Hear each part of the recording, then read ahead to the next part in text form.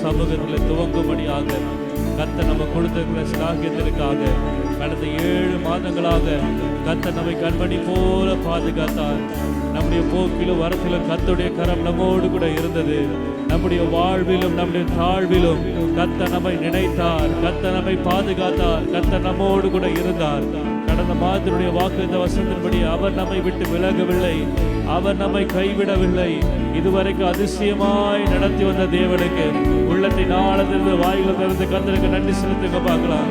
யாரும் அமைதியாக கூட எல்லா வாயில திறந்து, அப்பா இதுவரைக்கும் எங்களை நடத்தினீரே, இதுவரைக்கும் எங்களை தாங்கினீரே, இதுவரைக்கும் எங்களை தப்புவித்தீரே, நீ நடத்தி வந்த விதங்களை நினைத்து உள்ளத்தின் ஆழத்தில் நமக்கு நன்றி செலுத்துகிறோம். அப்பா எங்கள் ஆத்மாவை கர்த்தாவே அழிவிலிருந்து மீட்டெடுத்தீரே, நன்றி அப்பா.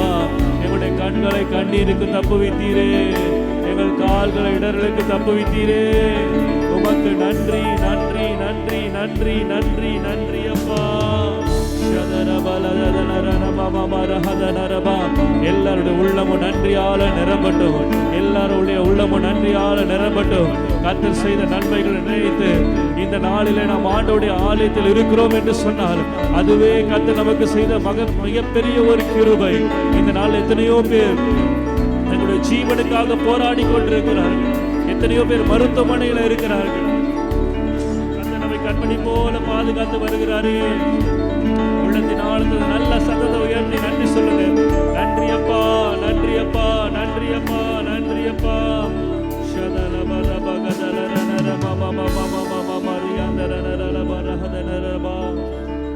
உம்மை உயர்த்துகிறோம் ராஜா, உம்மை உயர்த்துகிறோம் ராஜா, உம்மை உயர்த்துகிறோம் அப்பா.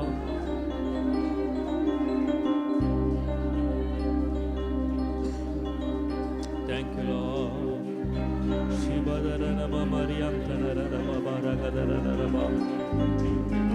இதுவரைக்கும் நல்ல எபினேசராய் நம்மோடு கூட இருந்து நம்மை நடத்தினாரே, நமக்கு உதவினாரே. இனிமேல் அவர் நம்மை நடத்துவார், இனிமேல் அவர் நம்மை தாங்குவார். அந்த நம்பிக்கையோடு கூட எல்லாரும் வாயில திறந்து கர்த்தருக்கு நன்றி செலுத்துவோமா. நன்றி அப்பா, நன்றி அப்பா, நன்றி அப்பா, நன்றி அப்பா.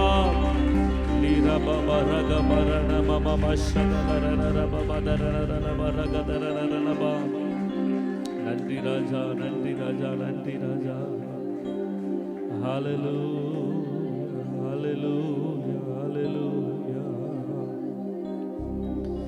எபினேசர் நீர்தானையா, இதுவரை உதவி நீரே.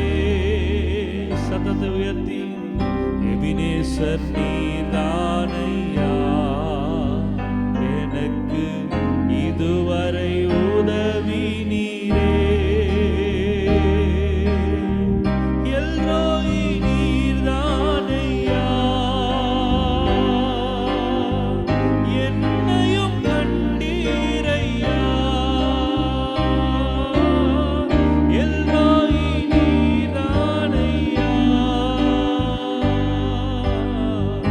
என்னையும்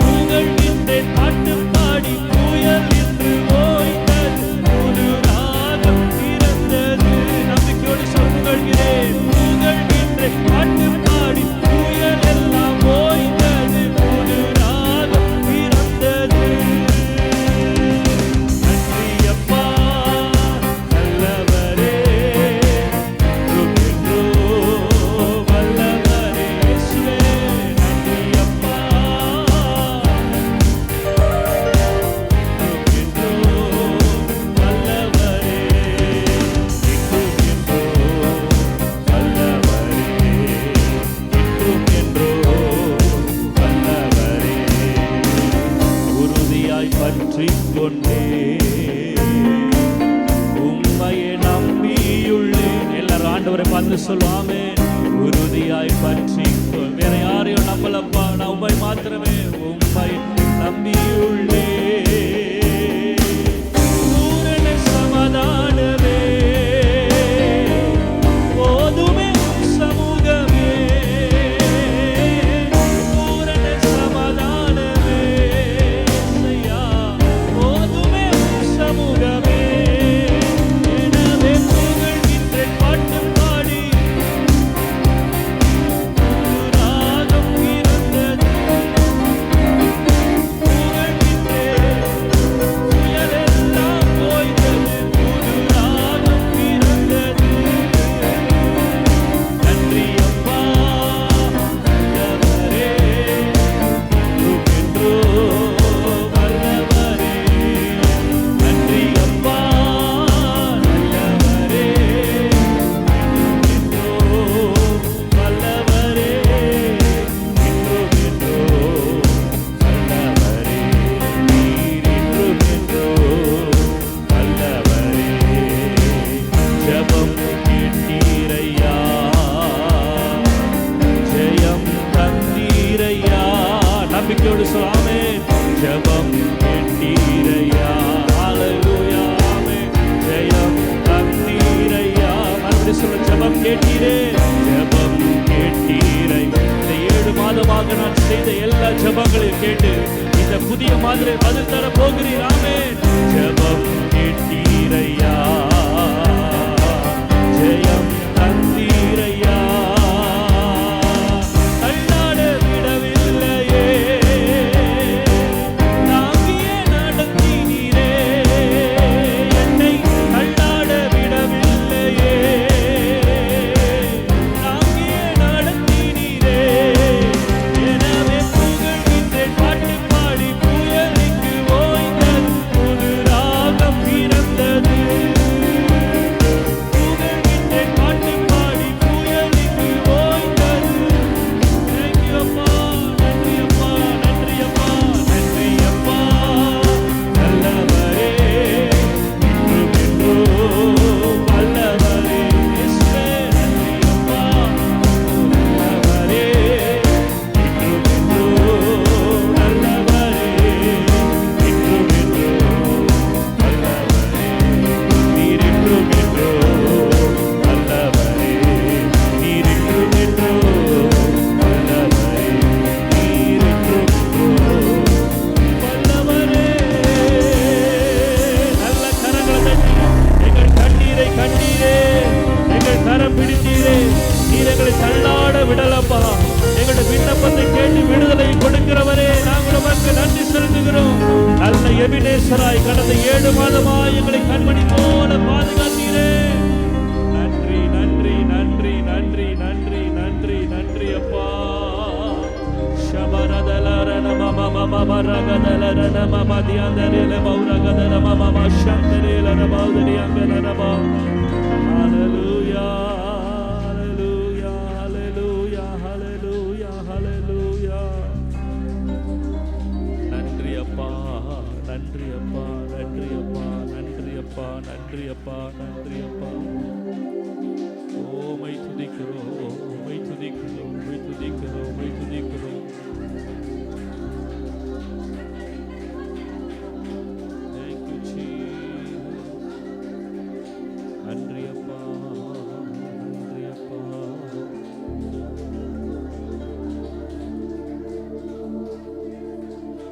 நாம் நிற்பதும் நிர்மூலமாகாமல் இருப்பதும் கர்த்தருடைய கிருபை. இந்த நாளை நாம் ஜீவனோடு சுகத்தோடு கூட இருக்கிறது கர்த்தருடைய கிருபை. மனிதனுடைய வாழ்க்கை எப்பொழுது மாறும் என்று சொல்லி தெரியாது. ஒரே ஒரு நொடி பொழுதிலே மனிதர்கள் இந்த உலகத்தை விட்டு கடந்து போகிறார்கள். நம்ம செய்தித்தாள்களில் வாசிக்கிறது போல கடந்த நாட்களில் கேரள மாநிலத்தில் நடந்த இந்த கொடுமையான துயரமான சம்பவத்தை அறிந்தோம். அன்று இரவு படுக்க சென்றவர்கள் அதுதான் தங்களுடைய கடைசி நித்திரை என்பதை அறியாதிருந்தால், ஹல்லேலூயா, நம்முடைய வாழ்க்கையில் கூட எத்தனையோ சூழ்நிலைகளில் கர்த்தர் அந்த ஒரு நொடி பொழுதிலே நம்முடைய ஜீவனை பாதுகாத்திருக்கிறார். எத்தனையோ மரண தருவாயிலே நாம் கடந்து போன போதெல்லாம் கர்த்தர் நம்மை கண்மணி போல பாதுகாத்தார். ஹல்லேலூயா. Thank you Jesus. இந்த நாளிலே ஜீவனோடு சுகத்தோடு பலத்தோடு கூட அவருடைய ஆலயத்தில் அவருக்கு நன்றி செலுத்தும்படியாக கர்த்தர் கொடுத்திருக்கிறார். ஜீவனுக்காக, சுகத்துக்காக, பலத்துக்காக உள்ளத்தின் ஆழத்திலிருந்து கர்த்தருக்கு நன்றி செலுத்துவோமா? அவருடைய கிருபை நம்மை இதுவரைக்கும் நிர்மூலமாகாமல் நம்மை பாதுகாத்தது. அவருடைய கிருபை மாத்திரம் நம்மை விட்டு விலகி இருக்கும் என்று சொன்னார்.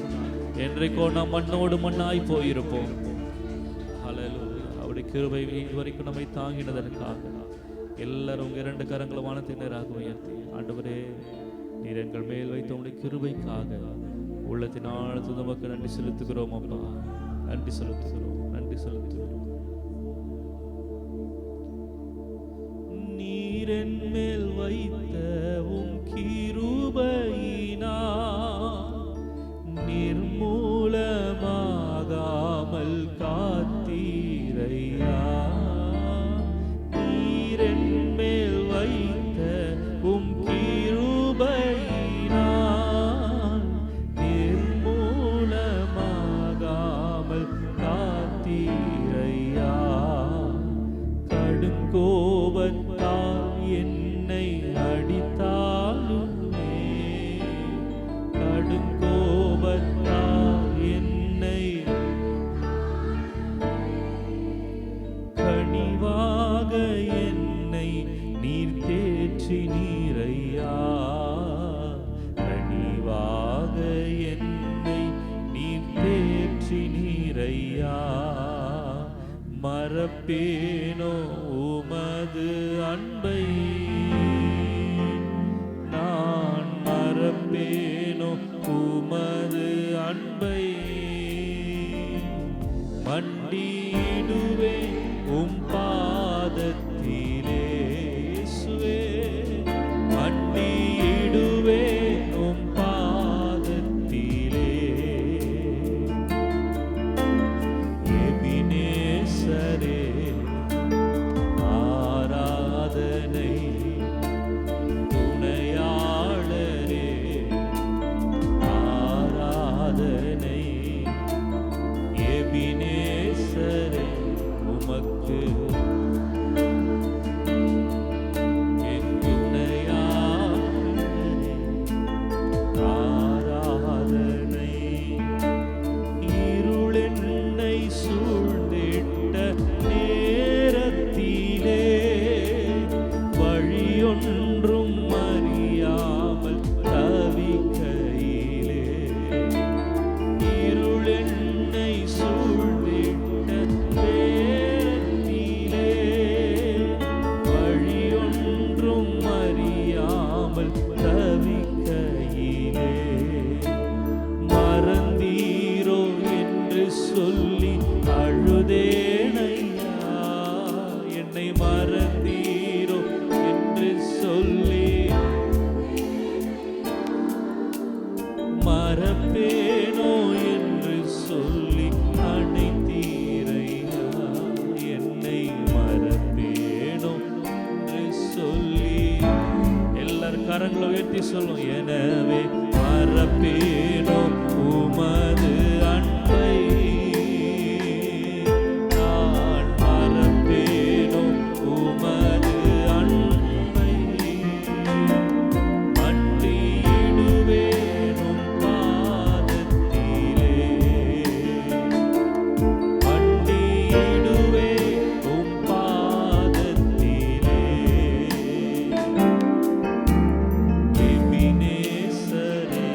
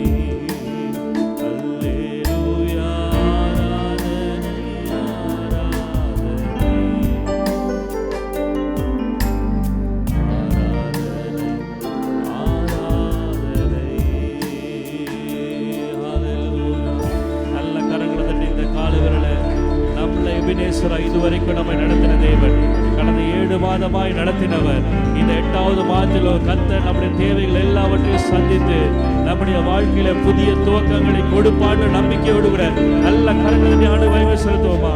ஹல்லேலூயா, ஹல்லேலூயா, ஹல்லேலூயா, ஹல்லேலூயா. நன்றி, நன்றி, நன்றி, நன்றி அப்பா. உம்மை துதிக்கிறோம், உம்மை துதிக்கிறோம், உம்மை துதிக்கிறோம் ராஜா. உம்மை ஸ்தோத்திரிக்கிறோம், உம்மை ஸ்தோத்திரிக்கிறோம், உம்மை ஸ்தோத்திரிக்கிறோம் ராஜா.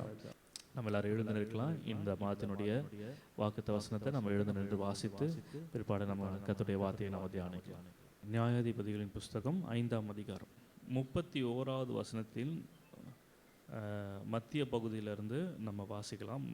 31ஆம் வசனத்தினுடைய மத்திய பகுதி, அவரில் அன்பு கூறுகிறவர்களோ, அதிலிருந்து நம்ம எல்லாரும் சேர்ந்து வாசிக்கலாம். அவரில் அன்பு கூறுகிறவர்களோ வல்லமையோடே உதிக்கிற சூரியனைப் போல இருக்க கடவர்கள் என்று பாடினார்கள். பின்பு தேசம் 40 வருஷம் அமைதலாயிருந்தது.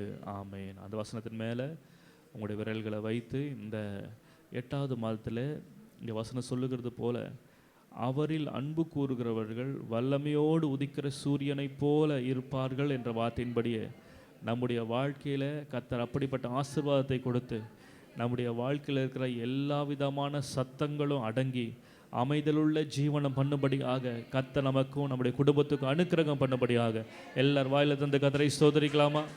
ஸ்தோத்திரம், ஸ்தோத்திரம், ஸ்தோத்திரம், ஸ்தோத்திரம், ஸ்தோத்திரம், ஸ்தோத்திரம். ஆமேன், ஆமேன். உட்காருவோம்.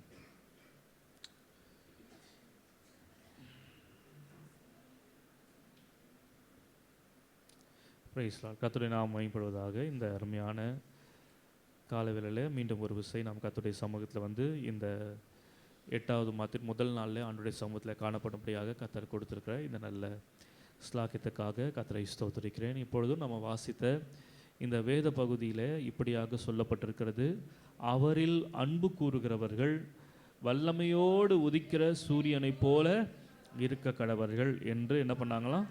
பாடினார்கள் என்று சொல்லி நம்ம வாசிக்கிறோம். இந்த 5ஆம் அதிகாரம் ஒரு பாடல்.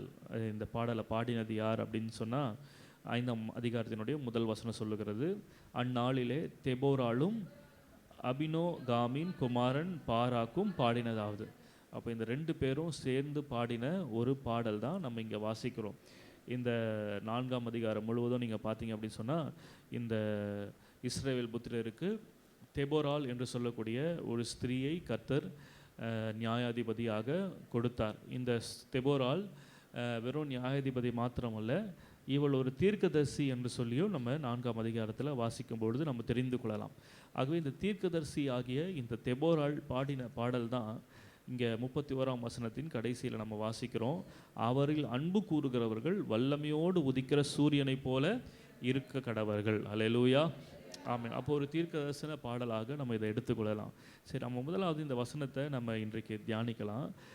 அன்பு கூறுகிறவர்கள் என்று சொல்லி நம்ம பார்க்கும் பொழுது, ஆண்டவராகிய தேவன் இஸ்ரவேல் புத்திரருக்கு கொடுத்த கட்டளைகளில் மிக பிரதானமான ஒரு கட்டளை என்ன அப்படின்னு சொன்னால், உபாகமம் 6ஆம் அதிகாரம் 5ஆம் வசனத்தில் வாசிக்கிறோம், நீ உன் தேவனாகிய கர்த்தரிடத்தில் உன் முழு இருதயத்தோடும் உன் முழு ஆத்துமாவோடும் உன் முழு பலத்தோடும் அன்பு கூறுவாயாக. ஹல்லேலூயா, ஆமென். அப்போ அன்பு கூறுகிறது அப்படின்னு சொல்லும்பொழுது, ஆண்டவரிடத்தில் அன்பு கூறுகிறது என்பது ஏதோ ஒரு சடங்காச்சாரமாக நடக்கக்கூடிய ஒரு காரியம் அல்ல, அல்லது ஏதோ ஏனோ தானோன்னு செய்ய வேண்டிய ஒரு காரியம் கிடையாது. பாருங்கள், வசனம் சொல்லுகிறது நம்ம கர்த்தரிடத்தில் எப்படி அன்பு கூறணும்னா, முழு இருதயத்தோடு முழு ஆத்துமாவோடு முழு பலத்தோடு அன்பு கூறுவர்களாக இருக்க வேண்டும். அல்லேலூயா, ஆமென்.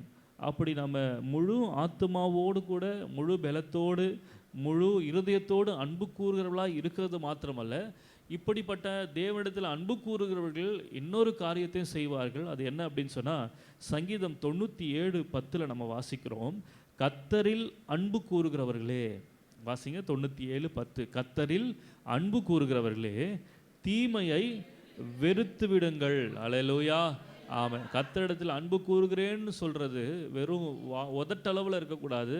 கர்த்தரிடத்தில் அன்பு கூறுகிறேன்னு சொல்கிறவங்களுடைய வாழ்க்கை எப்படிப்பட்டதாக இருக்கும் அப்படி சொன்னால், அவர்கள் தீமையை வெறுக்கிறவர்களாக இருப்பார்கள். அல்லேலூயா, ஆமென். அதில் ஒரு தீமை என்ன அப்படின்னு சொல்லி நம்ம வேதத்தில் பார்க்கலாம் அப்படின்னு சொன்னால், 1 யோவான் 4ஆம் அதிகாரத்தில் நம்ம வாசிக்கும் பொழுது, 1 யோவான் 4ஆம் அதிகாரம் 19 21 வசனங்கள் வரைக்கும் வாசிக்கும் பொழுது இப்படி சொல்லப்பட்டிருக்கிறது. அவர் முந்தி நம்மிடத்தில் அன்பு கூர்ந்தபடியால் நாமும் அவரிடத்தில் அன்பு கூறுகிறோம்.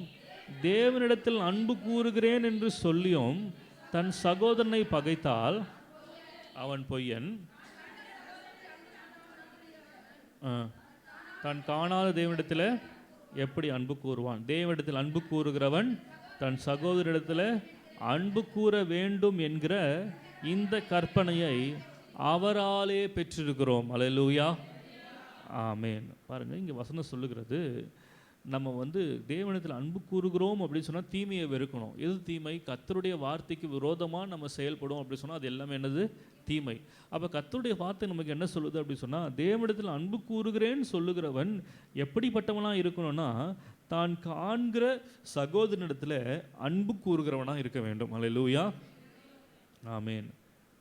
இந்த கற்பனையை ஒரு மனிதன் சொல்லலை, வசனம் சொல்லுகிறது, இந்த கற்பனையை தேவனாலே அவராலே பெற்றிருக்கிறோம். அல்லேலூயா, ஆமேன். அப்போ தேவனிடத்தில் அன்பு கூறுகிறேன்னு சொல்கிறவங்க நம்ம தீமையை வெறுக்கணும் அப்படின்னு சொன்னால் என்ன அர்த்தம்?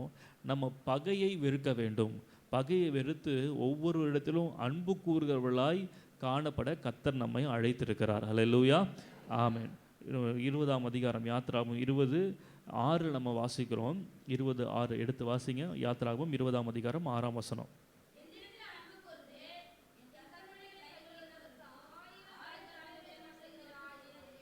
ஆமென், அல்லேலூயா.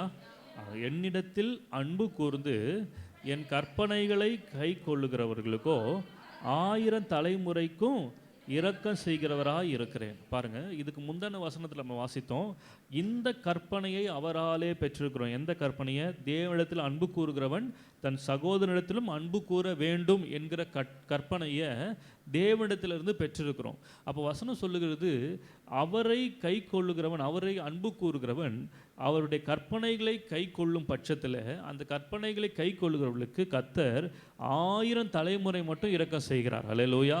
அவன் இந்த 2 வசனத்துக்கும் உள்ள ஒரு சம்பந்தம் என்ன அப்படின்னு சொன்னால், நம்ம பொதுவாகவே நம்ம வந்து நம்ம காண்கிற சகோதரத்தில் நம்ம வந்து பகையை எப்போ நம்ம வளர்ப்போம் அப்படின்னு சொன்னால், ஏன் பகை உண்டாகுது அப்படின்னு சொன்னால், அவங்க வந்து அந்த குறிப்பிட்ட ஜென்ரேஷன், அந்த தலைமுறையில் அவங்களுக்கு கிடைக்க வேண்டிய ஆசீர்வாதங்கள், அந்த தலைமுறையில் அவங்க குடும்பங்களில் நடக்கிற பிரச்சனைகள், அந்த தலைமுறையை சார்ந்து தான் பிரச்சனைகள் என்ன பண்ணுது?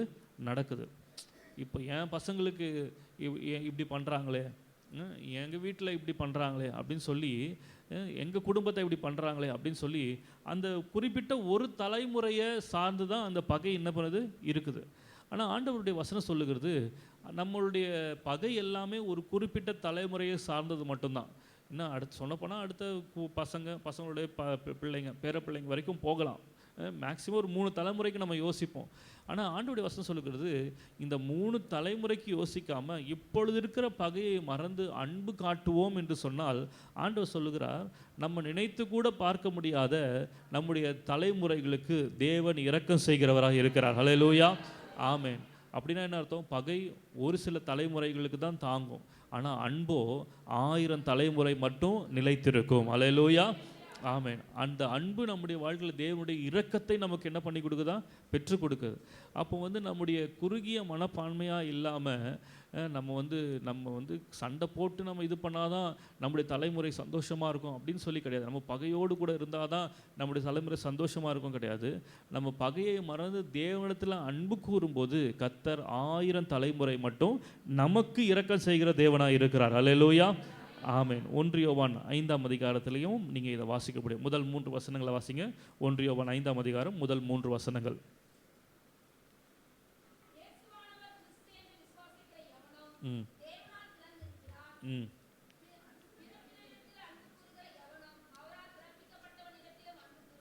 பிறப்பித்தவரிடத்தில் அன்பு கூறுகிற எவனும் அவரால் பிறப்பிக்கப்பட்டவனிடத்திலும் அன்பு கூறுகிறான்.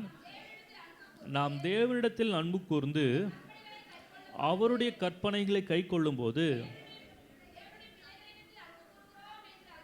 தேவனுடைய பிள்ளைகளிடத்தில் அன்பு கூறுகிறோம் என்று அறிந்து கொள்ளுகிறோம். நாம் தேவனுடைய கற்பனைகளை கை கொள்வதே அவரிடத்தில் அன்பு கூறுவதாம். அவருடைய கற்பனைகள் பாரமானவைகளும் அல்ல. ஹல்லேலூயா.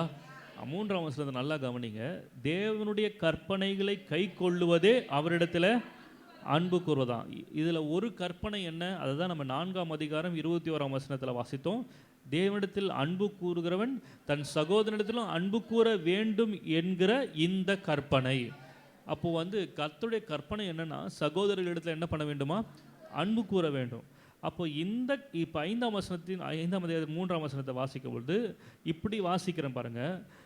சகோதரிடத்தில் அன்பு கூற வேண்டும் என்ற கற்பனைகளை கை கொள்ளுவதே அவரிடத்தில் அன்பு கூறுவதாம். ஹல்லேலூயா. அவன் தேவன் மேலே நீங்கள் எப்படி உங்களை அன்பை காமிக்க முடியும் அப்படின்னு சொன்னால், நீங்கள் ஜெபம் பண்ணுறதுனாலையோ அல்லது மணிக்கணக்காக அவரிடத்து பேசுனதுனாலையோ அல்லது வேதம் வாசிக்கிறதுனாலையோ இப்படி நம்முடைய அன்பை அவர் எதிர்பார்க்குறதில்ல. பாருங்கள், அவர் எப்படி அவரிடத்தில் அன்பு காட்டணும்னு எதிர்பார்க்குறார் அப்படின்னு சொன்னால், நம்ம சகோதரத்தில் காண்கிற சகோதரத்தில் அன்பு காட்டும்போது தேவன் அதை அவரிடத்தில் அன்பு காட்டுகிறேன் என்கிறது போல அவர் சொல்லுகிறார். ஹல்லேலூயா. ஆமென். ஆகவே தான் நீங்கள் இயேசு கிறிஸ்து இந்த பூமியில் வாழ்ந்தபோது தன்னுடைய சீஷர்களை பார்த்து சொல்கிறாரு, நான் பசியாக இருந்தால் நீங்கள் எனக்கு என்ன கொடுக்கல? ஆகாரம் கொடுக்கல. நான் சிறைச்சாலையில் இருந்தால் நீங்கள் என்ன பண்ணல? பார்க்கல. அப்போ ஜனங்கள்லாம் கேட்குறாங்க, நாங்கள் எப்போ உங்களை பசியாக பார்த்தோம், நாங்கள் எப்போ உங்களை சிறைச்சாலையில் பார்த்தோம் அப்படின்னு சொன்னபோது ஆண்டவர் சொல்கிறார், இந்த சிறியரில் நீங்கள் ஒருவனுக்கு எவைகளை செய்தீர்களோ அதை எனக்கே என்ன பண்ணீங்க? செய்தீங்க. அப்போ பாருங்கள், நம்ம ஆண்டவர்னு சொல்லி நம்ம அவரை ஒரு தனிப்பட்ட ஒரு நபராக பார்த்து அவர் மேலே நம்முடைய அன்பெல்லாம் செலுத்துகிறோம் அப்படின்னு சொல்லி நம்ம அவர் மேலே நம்முடைய அன்பை ஃபோக்கஸ் பண்ணிகிட்டு இருக்கும்போது ஆண்டவர் சொல்கிறாரு, இந்த அன்பை நீ என்கிட்ட காட்டுறதுக்கு பதிலாக நீ பார்க்குற மனிதர்களிடத்தில் காண்பிப்பா அப்படின்னு சொன்னால் அதுதான் உண்மையாக என் மேலே நீ அன்பு கூறுகிற அப்படின்னு சொல்லி ஆண்டவர் சொல்லுகிறார். ஹல்லேலூயா. ஆமென். பாருங்கள், நம்ம கிறிஸ்தவர்களாக ஆண்டவர் மேலே ஆண்டவர் எனக்கு ரொம்ப பிடிக்கும், ஆண்டவரை நான் உண்மை நேசிக்கிறேன் அப்படின்னு சொல்லி நிறைய பாட்டுலாம் பாடுறோம். இன்னும் சொல்லப்போனால் மனிதர்களை பிடிக்கல, அதனால தான் எனக்கு உண்மை பிடிக்குது அப்படின்னு சொல்லி தான் நம்முடைய முக்கால்வாசி பாட்டு என்ன பண்ணுது இருக்குது. எப்போ நீங்கள் அழுது ஆண்டவரை நேசிக்கிறேன் உண்மை தானே ஐயாலாம் எப்படி பாடுவோம்? நான் ஜனங்கள்லாம் நேசித்தேன், அவங்களாம் என்ன பண்ணிட்டாங்க? என்ன ஏமாற்றிட்டாங்க, என்னை ஒரு மாதிரி பண்ணிட்டாங்க, அதனால் நிலையில்லாத உலகம், அதனால் நான் பேசாமல் நான் என்ன பண்ணிடுறேன், உங்களையே என்ன பண்ணிடுறேன்? நேசிக்கிறேன் அப்படின்னு சொல்லி நம்ம பாட்டு பாடுறோம். ஆனால் ஆண்டவர் சொல்கிறாரு, அந்த மாதிரி நீ என்ன நேசிக்கிறது தவறு கிடையாது. ஆனால் ஆண்டவர் டைரெக்டாக நம்ம அவர் மேலே அன்பு காட்டுறதுக்கு அவர் சொல்லலை. நம்ம பார்க்குற மனிதர்களிடத்தில் அன்பு காட்டினா அது ஆண்டவர் நம்ம இன்டைரக்டாக அவர் மேலே அன்பு காண்பிக்கிறோம் அப்படின்றது மாதிரி அர்த்தம்னு சொல்கிறார். ஹல்லேலூயா. ஆமென். அப்போ இது அவருடைய கற்பனையாக இருக்கிறது. அப்போது இந்த மாதம் வாக்குதத்தம் யார் வல்லமையோடு உதிக்கிற சூரியனை போல் இருப்பாங்கன்னா, யார் கர்த்தரிடத்தில் அன்பு கூறுகிறார்களோ அவர்கள் வல்லமையோடு கூட உதிக்கிற சூரியனை போல இருப்பார்கள். அல்லேலூயா. ஆமென். 1 பேதுரு 1ஆம் அதிகாரம் 8ஆம் வசனம் இப்படி தான் சொல்லுகிறது, அவரை நீங்கள் காணாமல் இருந்தும் அவரிடத்தில் என்ன பண்ணுகிறீர்கள்? அன்பு கூறுகிறீர்கள். இப்பொழுது அவரை தரிசியாமல் இருந்தும் அவரிடத்தில் விசுவாசம் வைத்து சொல்லி முடியாததும் மகிமையால் நிறைந்ததுமாய் இருக்கிற சந்தோஷம் உள்ளவர்களாய் களி கூர்ந்து உங்கள் விசுவாசத்தின் பலனாகிய ஆத்தும ரட்சிப்பை அடைகிறீர்கள். ஹல்லேலூயா. ஆமாம். அவரை காணாமல் இருந்தும் அவரிடத்தில் அன்பு கூறுகிறோம். எப்படி அவரை காணாமல் இருந்தும் அவருடைய அன்பு கூற முடியும்? நம்ம காண்கிற சகோதரனிடத்தில் அன்பு கூறும்போது கர்த்தர் அதை காணாத தேவனிடத்தில் அன்பு கூறுகிறதாக அவர் பார்க்கிறார். ஹல்லேலூயா. ஆமென். நம்ம அப்படி செய்யும்போது வசனம் சொல்லுகிறது, நம்முடைய விசுவாசத்தின் பலனாகிய ஆத்தும ரட்சிப்பை கர்த்தர் நமக்கு கட்டளையிடுகிறவராய் இருக்கிறார். ஹல்லேலூயா. ஆமென். சரி, இப்படி நம்ம தேவனிடத்தில் அன்பு கூறும்போது நம்ம வாழ்க்கையில் எந்த பிரச்சனையுமே வராதா அப்படின்னு சொல்லி நம்ம பார்க்கும் பொழுது யாக்கோபு தன்னுடைய நிருபத்தில் எழுதுகிறார்.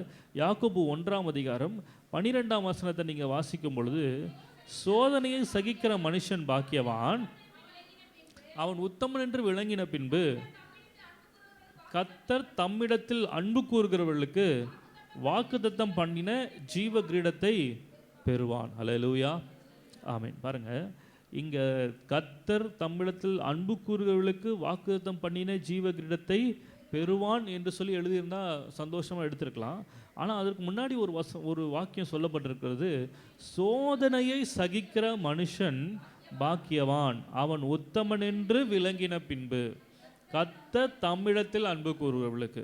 அப்போ பாருங்கள், நம்முடைய வாழ்க்கையில் சில நேரங்களில் சோதனையை கர்த்தர் எதன் வழியாக கொடுக்குறார் அப்படி சொன்னால், மற்றவர்கள் மேலே காட்டுகிற அன்பில் தான் கர்த்தர் எதை வச்சிருக்கிறாரு? சோதனையை வச்சிருக்கிறார். ஹல்லேலூயா. ஆமென். அதான் இங்கே வசனம் சொல்கிறது, சோதனையை சகிக்கிற மனுஷன் பாக்கியவான். யாருக்கு இந்த சோதனை வருதுன்னா, நான் தேவனிடத்தில் அன்பு கூறுகிறேன்னு சொல்கிறவங்களுக்கு தான் இந்த சோதனையை கர்த்தர் என்ன பண்ணுறாரு, வைக்கிறார். ஏன்னா நான் சொன்னது போல் தேவனிடத்தில் அன்பு கூறுகிறேன்னு பாட்டு பாடுறது ரொம்ப எளிது, வாய் திறந்து சொல்கிறது எளிது. ஜனங்களிடத்தில் தேவனிடத்தில் டைரெக்டாக ஆண்டவரை நான் ரொம்ப நேசிக்கிறேன்ப்பா, ஜனங்கள் எல்லாரும் என்னை ரொம்ப கொடுமையாக ட்ரீட் பண்ணுறாங்க, எனக்கு இந்த உலகம் பிடிக்கல, எனக்கு உண்மை தான் பிடிச்சிருக்கு, நான் ரொம்ப நேசிக்கிறேன் அப்படின்னு தேவனிடத்தில் சொல்கிறது ரொம்ப எளிது. ஆனால் ஆண்டவர் என்ன சொல்கிறாருன்னா, அப்படிப்பட்ட உன்னை பகைக்கிறவர்கள் மத்தியில் நீ அவர்கள் மேலே அன்பு காட்ட வேண்டும். ஹல்லேலூயா, ஆமென். அப்படி நம்ம அன்பு காட்டும்போது நம்ம என்ன செய்கிறோன்னா, கர்த்தர் நமக்கு இதை ஒரு சோதனையாக வைக்கிறார்.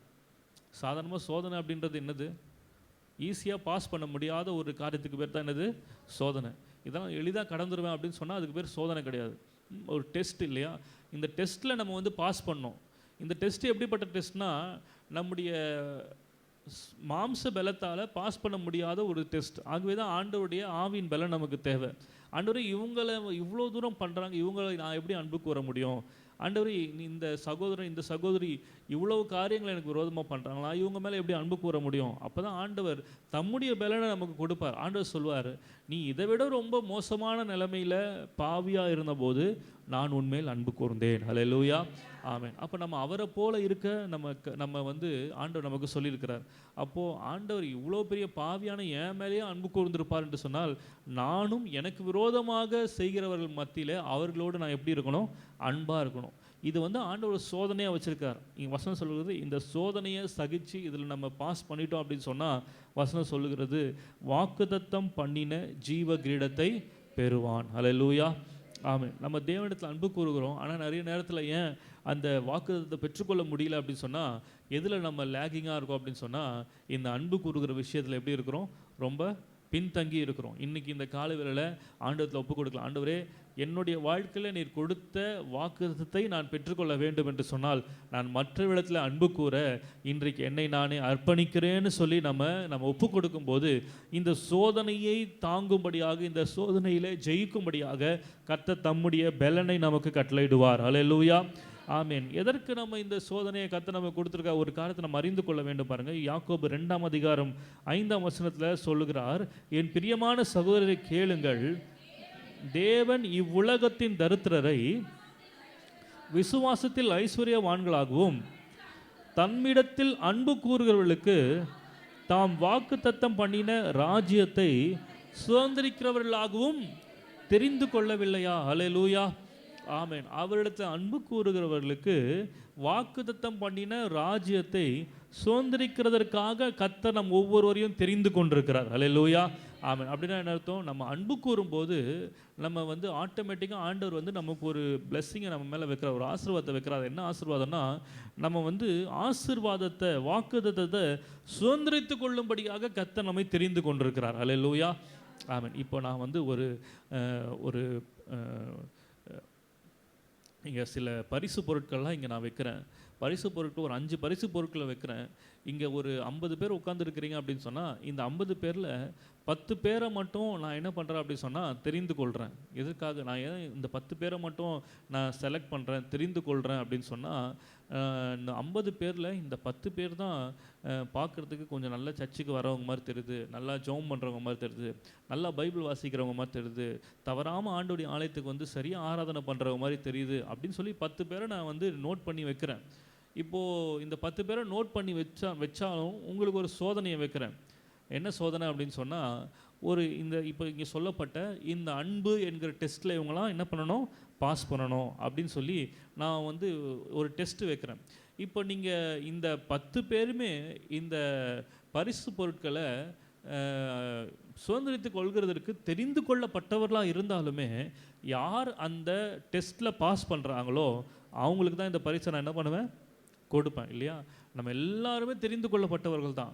ஆனால் ஏன் வாக்குத்தத்தத்தை பெற்றுக்கொள்ள முடியலன்னா, அந்த சோதனையில் நம்ம என்ன பண்ணிடுறோம், தோற்று போயிடுறோம். ஹல்லேலூயா, ஆமென். இந்த புதிய மாதத்தில் ஒரு தீர்மானம் எடுப்போம். ஆண்டவரே, என்னுடைய வாழ்க்கையில் வர எல்லா சோதனைகளிலும் அன்பினால் நான் ஜெயம் பெறுகிறவனாக இருக்க வேண்டும். ஹல்லேலூயா, ஆமென். ஆகவே இந்த அன்பை நம்முடைய வாழ்க்கையில் அதிகமாய் நம்ம உபயோகப்படுத்த, அது நம்முடைய வாழ்க்கையில் பிரதிபலிக்க நம்ம முயற்சி செய்யும்போது கர்த்தர் நம்முடைய வாழ்க்கையை ஆசீர்வதிப்பார். ஹல்லேலூயா, ஆமென். அடுத்து அந்த நியாயாதிபதிகள் 5:31 வாசிக்கிறோம், அவர்கள் அன்பு கூறுகிறவர்களோ வல்லமையோடு உதிக்கிற சூரியனைப் போல இருக்க கடவர்கள். அல்லேலூயா, ஆமென். சூரியன் எப்படி உதிக்குதா? வல்லமையோடு கூட உதிக்கிற சூரியன். வேதவசனம் சொல்லுகிறது 2 சாமுவேல் 23 அதிகாரம், 2 சாமுவேல் 23 அதிகாரம் 4 வசனத்தை வாசிங்க. அவர் காலையில் மந்தாரம் இல்லாமல் உதித்து மழைக்கு பிற்பாடு தன் காந்தியினால் புல்லை பூமியிலிருந்து முளைக்க பண்ணுகிற சூரியனுடைய விடியற்கால வெளிச்சத்தை போல இருப்பார் என்றான். ஹல்லேலூயா, சத்தமா சொல்லுங்க ஹல்லேலூயா, ஆமென். பாருங்க, தேவனிடத்தில் அன்பு கூறுகிறது என்று சொன்னால் நம்ம காண்கிற சகோதரர்களிடத்தில் அன்பு கூறுகிறது. இப்படி நம்ம அந்த சோதனையை சகித்து நம்ம தேவனிடத்தில் அன்பு கூறுகிறோம் என்று சொல்லி நம்ம நிரூபித்து காண்பிப்போம் என்று சொன்னால் கர்த்தருடைய வசனம் சொல்லுகிறது அவர்கள் எப்படிப்பட்டவர்களாக இருப்பாங்க அப்படி சொன்னால் அந்த வசனத்தை வாசி 31 என்ன சொல்லுகிறோம்? அவர்கள் இல்லை 5:31 அவர்கள் அன்புக்குள் வல்லமையோடு உதிக்கிற சூரியனை போல இருப்பார்கள். இந்த வல்லமையோடு உதிக்கிற சூரியனை குறித்து தான் இங்கே 2 சாமுவேல் 23:4 வாசித்தோம். அது என்ன செய்யும் அப்படின்னு சொன்னால் தன் காந்தியினால் புல்லை பூமியிலிருந்து முளைக்க பண்ணுகிற சூரியனுடைய விடியற்கால வெளிச்சத்தை போல இருப்பார்கள். ஹல்லேலூயா, ஆமென். பாருங்கள், இந்த வசனத்திலேருந்து நம்ம என்ன தெரிந்து கொள்கிறோம் அப்படி சொன்னால் காலையில் மந்தாரம் இல்லாமல் உதித்து மழைக்கு பிற்பாடு தன் காந்தியினால் புல்லை பூமியிலிருந்து முளைக்க பண்ணுகிறது. அப்படின்னா என்ன அர்த்தம்? நம்ம மழை என்கிறது தேவனுடைய வார்த்தைக்கு ஒப்புமையாக இருக்கிறது. இந்த தேவனுடைய வார்த்தையை நாங்கள் விதைக்கிறோம். நம்ம எப்போதெல்லாம் தேவனுடைய வார்த்தை கேட்கிறோமோ அப்போல்லாம் தேவ வார்த்தை நம்முடைய இருதயத்தில் விதைக்கப்படுகிறது. இப்போ இந்த விதைக்கப்படுகிற விதையானது முளைக்க வேண்டும் அப்படின்னு சொன்னால் அதுக்கு தேவையானது ஒன்று என்ன அப்படின்னு சொன்னால் சூரியனுடைய விடியற் காலத்தில் வெளிச்சம். இந்த சூரியனுடைய வெளிச்சம் பட்டால் மாத்திரமே இந்த விதைகள் என்ன பண்ண முடியும்? வளர முடியும், முளைக்க முடியும். அதுபோல் தேவனுடைய வார்த்தை நம்முடைய இருதயத்தில் எத்தனையோ பேர் விதைக்கிறாங்க. ஆனால் அந்த வார்த்தைகளெல்லாம் முளைக்காமல் இருக்கிறதுக்கு காரணம் என்ன அப்படின்னு சொன்னால் அந்த சூரியனுடைய வெளிச்சம் இன்னும் அந்த விதை மேலே என்ன படலை.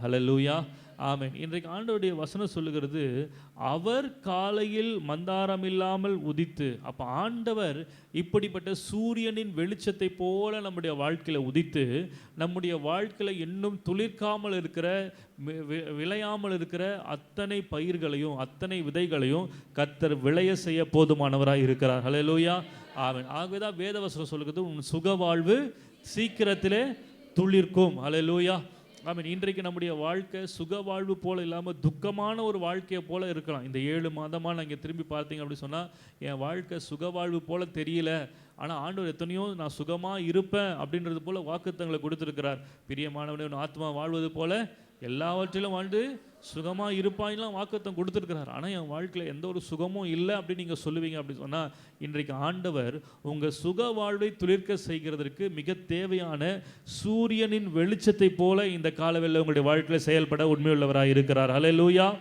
சத்தமாக சொல்லுவோம் ஹல்லேலூயா, ஆமென். ஓசியா 6 அதிகாரம் 3 வசனத்தில் இப்படி வாசிக்கிறோம், அப்பொழுது நாம் அறிவடைந்து கர்த்தரை அறியும்படி தொடர்ந்து போவோம், அவருடைய புறப்படுதல் அருணோதயம் போல ஆயத்தமாக இருக்கிறது, அவர் மழையை போலவும் பூமியின் மேல் பெய்யும் முன்மாரியை பின்மாரியை போலவும் நம்மிடத்தில் வருவார். ஹல்லேலூயா, ஆமென். ஓசியா 6 அதிகாரம் 3 வசனம்.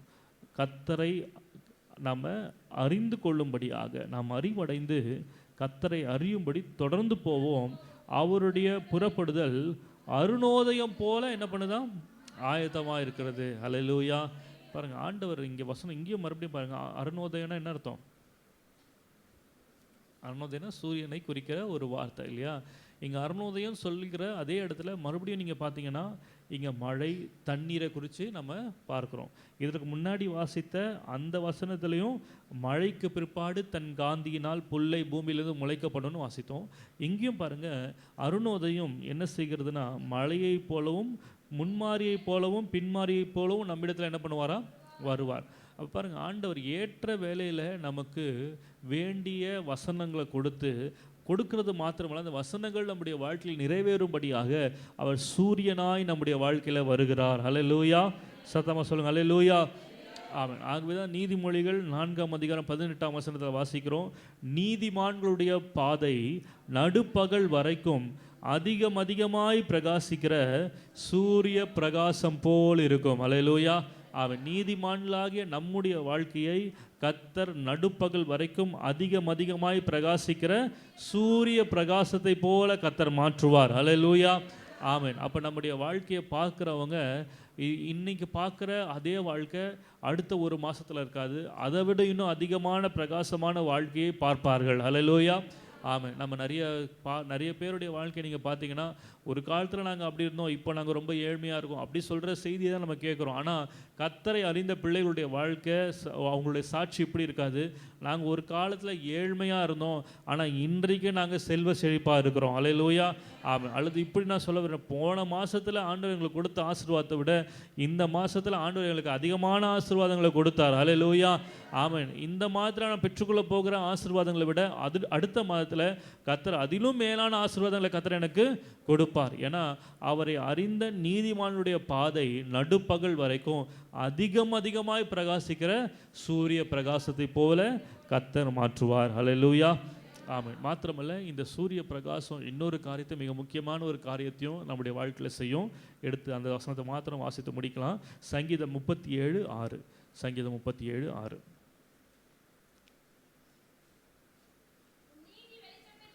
உன் நீதியை வெளிச்சத்தை போலவும்